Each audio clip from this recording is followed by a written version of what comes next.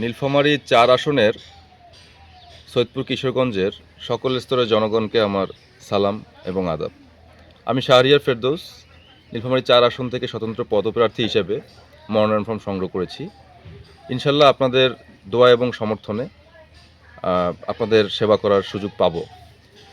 আমার নির্বাচনে আসার উদ্দেশ্য ধীরে ধীরে আপনারা সকলেই জেনে যাবেন এবং সকলের কাছে আমি তা তুলে ধরব। তবে আজকে আমি শুধু এতটুকু আপনাদের জানাতে চাই যে আপনার ভোট এর অর্থটা কী। আপনার ভোটের অর্থ হচ্ছে আপনার কল্যাণ এবং আপনার মঙ্গলকর কিছু বিষয়, এগুলো যাতে আপনি বুঝেই পান।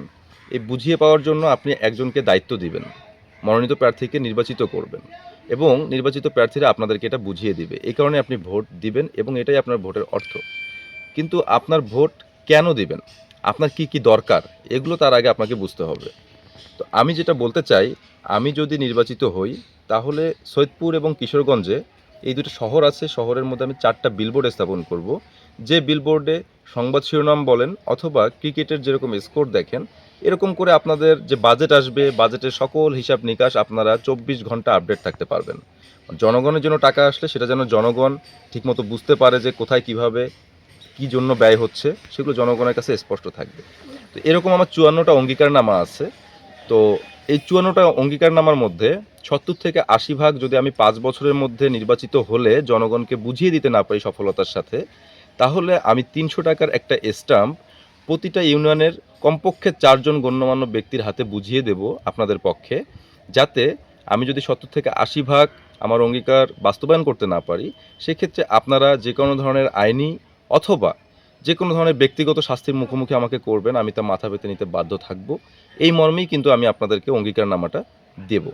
তো সর্বোপরি আমার কথা হচ্ছে, আপনারা বুঝেন যে আমাদের নীলফামারী 4 আসনের সর্বস্তরের জনগণের ভোটের অর্থটা কী, ভোট কেন দেব, কাকে দেব, এবং যাকে খুশি, যাকে আপনাদের ভালো লাগে তাকেই দিবেন। কিন্তু তার কাছ থেকে আপনারা কি পাবেন আপনাদের ভোটের বিনিময়ে, এটা নিশ্চিত করে, এটা লিখিত হোক বা মৌখিকভাবে হোক, শতভাগ নিশ্চিত হয়ে তারপর আপনার মহামূল্যবান ভোটটা নিজেদের জন্যই, এটা অন্য কারোর জন্য না, নিজেদের জন্যই ভোটটা আপনারা দিবেন এবং যা পাওনা তা বুঝিয়ে নেবেন।